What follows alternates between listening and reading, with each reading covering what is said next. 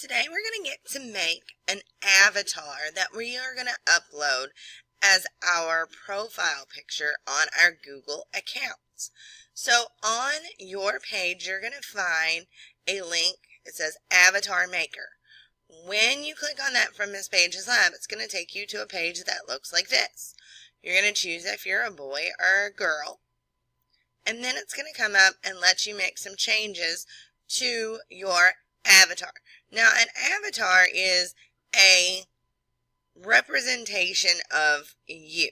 So it is not a real life picture of you, which is going online for everybody to see, which could be an internet safety issue. This is just a cartoon style picture that represents yourself. So I start with the shape of the face and I pick whichever face shape I want. I can pick the skin tone that I want. I can pick what mouth I want, what color mouth. I can even move the picture over, move the lips over, make them bigger, make them smaller, whatever you want to do. I can make a nose. Again, I can do the color of the nose. I can do the ears.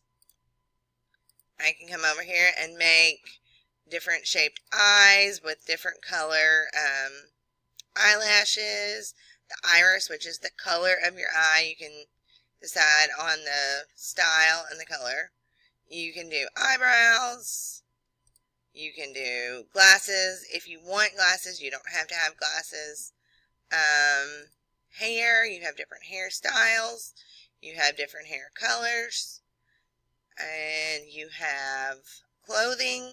So different shirt styles, different colors for those. And backs. So that is the background. If you don't want anything or you want some background, you can make all of those changes. So spend some time. No, we don't want to spend like an hour making it, but spend some time and create your avatar. When you are done, you're going to move your mouse over here to the download area, and we're going to select the middle choice, the PNG 400 by 400. We're going to click on that. And right now it downloaded my picture right here. So I need to have that where I can get to it easily.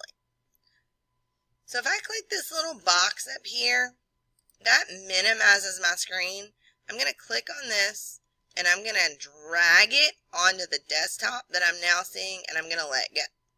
So I am putting that download of the avatar that I just created onto my desktop so that when I go to upload it to my Google account, I have it easily accessible.